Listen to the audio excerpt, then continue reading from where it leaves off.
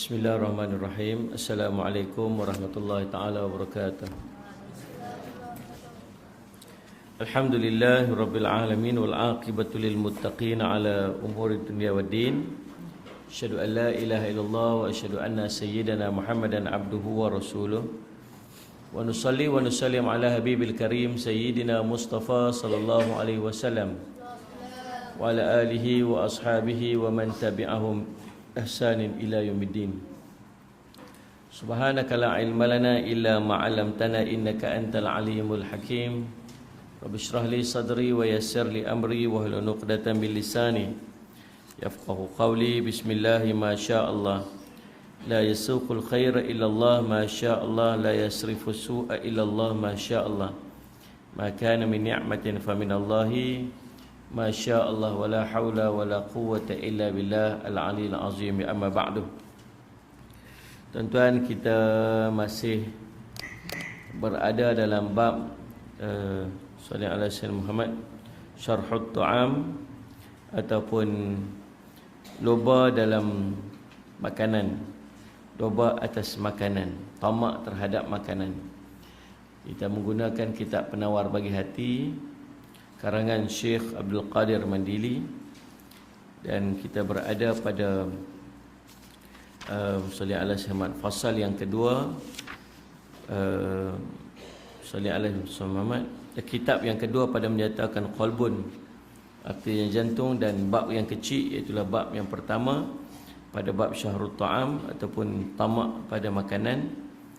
Dan kita berada pada perenggan yang kedua pada muka surat 24 pada kitab yang sama macam saya ni. Bawah tu nah.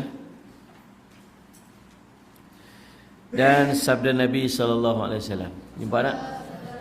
Nampak tak?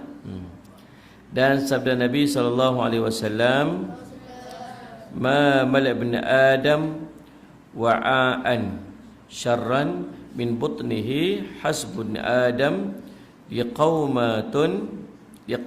luqaimatun yuqimna sulbuhu.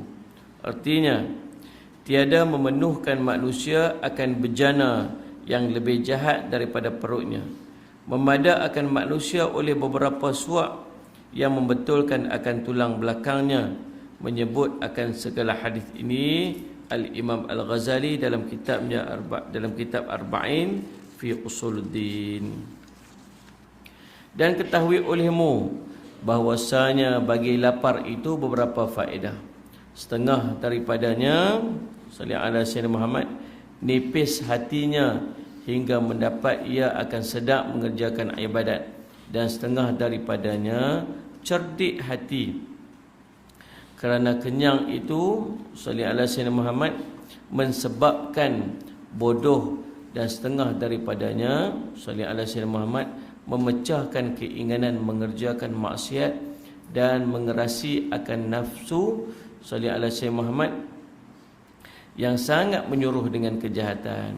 Dan setengah daripadanya ringan tubuh bagi sembahyang tahajud dan mengerjakan ibadat, dan hilang mengantuk yang menegah ia daripada ibadat, dan setengah daripadanya memada dengan sedikit daripada harta dunia.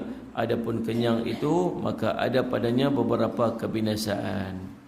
Baik tuan-tuan, kita sambung pengajian kitab kita pada hari ini. Salih ala Muhammad, Nabi SAW sebut, ma mala ibn Adam wa'an syarran min batnihi hasban Adam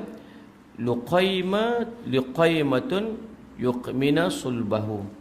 Anak Adam tidak akan memenuhkan bejana bekas yang lebih jahat daripada perutnya. Sallallahu alaihi wasallam Muhammad, tiada memenuhkan manusia akan bejana yang lebih jahat daripada perutnya. Memada akan manusia oleh beberapa suap yang akan membetulkan tulang belakangnya. Sallallahu alaihi wasallam Muhammad, Nabi SAW sebut tentang tidak ada bekas yang lebih, sallallahu alaihi wasallam Muhammad, jahat untuk dipenuhi melainkan perut. Perut yang kenyang ni dia akan membawa beberapa kemudaratan. Perut yang terlalu kenyang akan membawa kepada beberapa kemudaratan. Nabi SAW sebut, salli ala sayyidina Muhammad. Nah, salli ala sayyidina Muhammad.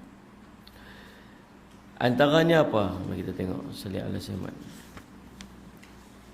Imam Ghazali susun dalam kitabnya Arba'in fi Usuluddin berapa faedah kalau kita menahan diri daripada terlalu banyak makan. Nah, dan ketahuimu bahwasanya lapar itu beberapa faedah. Setengah daripadanya nipis hati hingga mendapat ia akan sedap mengerjakan ibadat. Orang yang sentiasa dalam keadaan lapar, dia akan mudah untuk salli alaihi wasallam Muhammad beribadat. Dia rasa kelazatan dalam beribadat. Yang kedua, salli alaihi wasallam Muhammad, dan setengah daripadanya pula cerdik hati, kerana kenyang itu akan menyebabkan bodoh. Berlapar juga boleh menyebabkan seorang itu jadi cerdik. Cerdik apa? Cerdik hati dia. Kerana kenyang itu boleh menyebabkan bodoh. Pakar-pakar biologi, dia buat kajian. Dia kata, bila kita lapar, kalau kita terlalu kenyang, waktu tu perut kita penuh dan tenaga dan darah ni dia akan tumpu untuk proses pencernaan, nak mencernakan makanan dekat dalam perut. Sebab tu bila kita salli alaihi wasallam Muhammad, bila darah semua dan tenaga semua tumpu untuk perut ni, maka dia akan kurang untuk pergi ke akal, pergi ke otak. Maka waktu tu apa kita akan merasa? Yang pertama kita merasa letih. Makan banyak bukan jadi kuat. Makan banyak jadi letih. Lepas makan dia nak apa? Tidur. Pasal itu semua tenaga tumpu untuk proses pencernaan dalam perut dia. Semua darah tertumpu untuk proses pencernaan dalam perut dia. Maka waktu dia lebih selesa untuk tidur berbanding dengan dia nak buat kerja. Tapi selepas tu kita akan rasa selesa, kita akan rasa ada tenaga untuk buat kerja. Sebab apa? Sebab dah selesai tugas proses tu, tenaga-tenaga semua dah mula kurang penumpuan dekat sini. Waktu tu barulah kita rasa macam ada tenaga balik untuk buat kerja. Kemudian kalau kita lapar, bila kita berpuasa, bila kita lapar, waktu tu darah dan tenaga semua tumpu untuk dihantar ke otak. Sebab dia tak ada fungsi yang lain, dia tak ada tempat nak pergi tempat lain, maka dia pergi tumpu kepada otak. Maka waktu tu otak kita jadi cergas bila kita salli alaihi wasallam berpuasa. Pun begitu, salli alaihi wasallam Muhammad, salli alaihi wasallam Muhammad, dalam keadaan kita berpuasa pun jangan tinggal sahur. Dalam keadaan kita nak berlapar untuk kita berpuasa, kita faham dengan anak-anak kita ni, hari dia berpuasa, hafazan dia makin cerdas sikit. Salli alaihi wasallam Muhammad. Pasal apa? Pasal semua darah tumpu untuk otak, semua tenaga tumpu untuk otak. Dia cergah otak dia. Tetapi ulama kata, walaupun Nabi anjurkan kepada kita berpuasa, Nabi tetap suruh kita bersahur. Tasaharu fa inna fi suhuri barakah. Bersahurlah kamu, kerana waktu sahur kamu ada berkatnya. Pada sahur itu ada berkatnya. Nabi SAW tetap suruh sahur. Rupa-rupanya tuan-tuan, salli alaihi wasallam, dia pun buat kajian oleh Dr. Mark Pereira, pakar perubatan daripada University Harvard. Dia kata apa? Salli alaihi wasallam Muhammad, rupanya dalam antara makanan yang paling utama untuk tubuh kena terima ialah sarapan. Sarapan pagi ni dia sangat penting. Disebabkan kita nak berpuasa pada waktu pagi, kita nak start puasa waktu subuh, maka kita awalkan sikit waktu sarapan kita tu pada sebelum daripada subuh. Dan mesti ambil sarapan. Timing pula jangan terlalu awal dan jangan terlalu lewat. Sarapan kalau pukul 11 dia tak ada. Sarapan ni pukul 6 sampai pukul 9 tu waktu sarapan. Waktu perut nak terima, waktu perut mula-mula nak terima makan. Apa ni orang putih kata, breakfast like a king, lunch like a queen. Lepas tu dinner like a princess. Makan macam raja. Makan pagi tu biar banyak tak apa. Pasal apa kita nak pakai banyak lagi ni? Makan tengah hari tu kurang sikit. macam queen makan. Macam permaisuri makan. Lepas tu kalau dinner lagilah, dinner like a princess. Macam princess makan sikit sebab diet, jaga badan. Jadi subhanallah, breakfast kena ada. Pasal apa? Pasal kata Dr. Mark Spencer, dia kata, Mark Pereira, dia kata apa? Orang yang tak bersarapan, yang pertamanya badan dia mudah untuk jadi gemuk, makin gemuk sebab kurang sarapan. Kita tak berasa makan sarapan jadi gemuk. Makan sarapan tu tak jadi gemuk. Tak, kurang makan sarapan tu akan menyebabkan tubuh akan menjadi gemuk. Kemudian mudah dapat sakit jantung, kemudian mudah dapat kencing manis.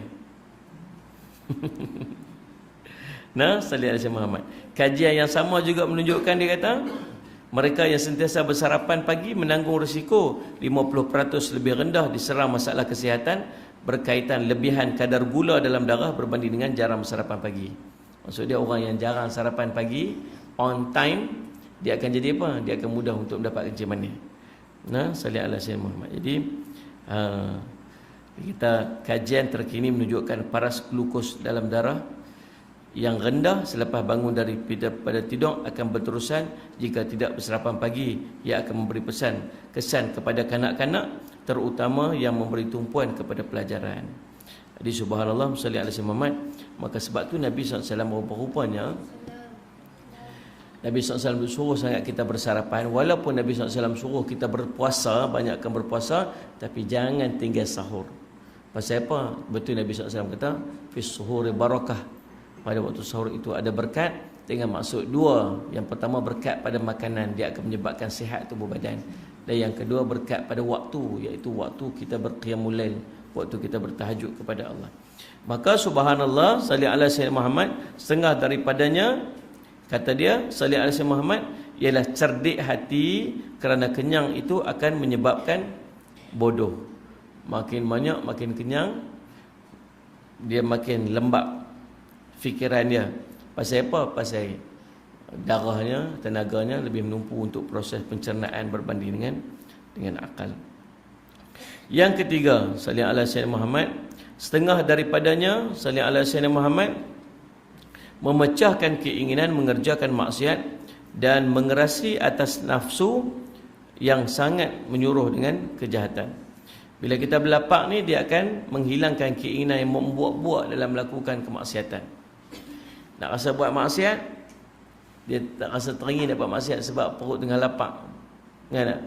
Sallallahu alaihi wasallam. Sebab tu orang yang nak berkahwin, sampai waktu dia nak kena kahwin, tapi dia tidak ada kemampuan untuk berkahwin, maka waktu Nabi suruh buat apa? Puasa. Orang yang ada keinginan yang terlalu kuat untuk kemaksiatannya, Nabi suruh berpuasa. Puasa tu dia akan halang daripada melakukan kemaksiatan. Tapi kalau puasa pun nak buat maksiat juga, maksud dia ada something wrong. Ni kira dahsyat sangat ni. Sebab ada orang sallallahu alaihi Muhammad pada bulan puasa pun dia boleh buat maksiat. Pasal apa? Puasa dia sendiri tak menghalang dia daripada melakukan kemaksiatan. Ulama Nabi SAW sebut, sallallahu alaihi Muhammad, as-saumu junnah, puasa itu perisai. Nabi sebut puasa itu perisai. Perisai daripada apa? Perisai daripada apa? Yang pertama, perisai daripada melakukan kemaksiatan. Dia tak boleh nak buat maksiat, dia tak teringin nak buat maksiat bila dia berpuasa. Yang kedua, perisai daripada api neraka nanti di yaumul qiyamah. Yang keempat dan setengah daripadanya, memecahkan keinginan mengerjakan maksiat. Yang ketiga tu. Yang keempat dan setengah daripadanya, ringan tubuh bagi sembahyang tahajud dan mengerjakan ibadat. Tuan-tuan nak tengok susah nak bangkit tahajud bila malam makan banyak-banyak. Malam makan banyak, pagi susah nak bangun tahajud.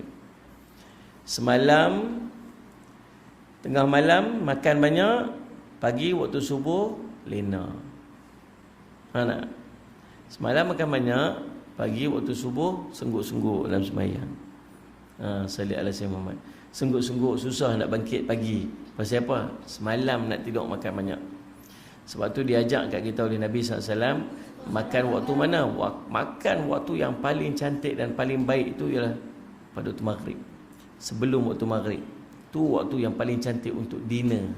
untuk makan malam. Malam tu jangan heavy dah sebab sehari nak tidur. Perut kita perlu 2 jam untuk proses. Perut kita perlu 2 jam untuk proses. Baru-baru ni mereka duk bincang tentang tidur. Mereka kata seseorang itu perlu tidur 8 jam dalam hidup dia. 8 jam baru dia dapat perfect, baru dia dapat tidur yang sempurna. Nabi SAW, ulama suruh kita kurang tidur. Mana? Pakar-pakar ni pula kata, bukan pakar lah, maksudnya orang-orang pula duk cadang dekat kita, kata tidur 8 jam.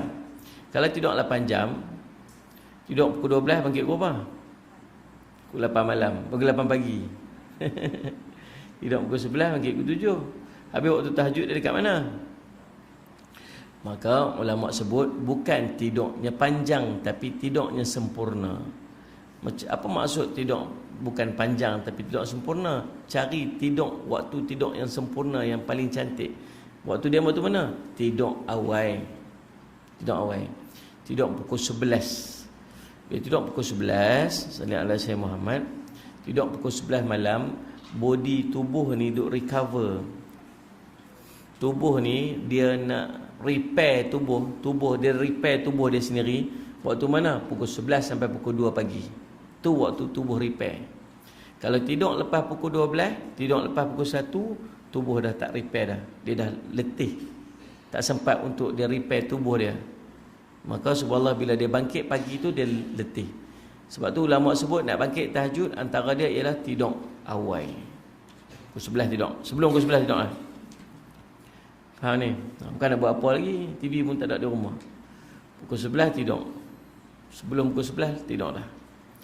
Kalau tidur pukul 11, bangkit pukul 3, pukul 2 pun tak apa. Segap. Tapi kalau tidur pukul 11, tidur pukul 1, pukul 2, bangkit pukul 8 pagi pun tak segap. Catch up balik pagi pun tak boleh nak dapat kesegaran tu. Pasal apa? Pasal waktu repair tu dah lepas. Jadi subhanallah, tidur awal, sallallahu alaihi wasallam Muhammad, pukul 11, dan jangan lupa khairullah.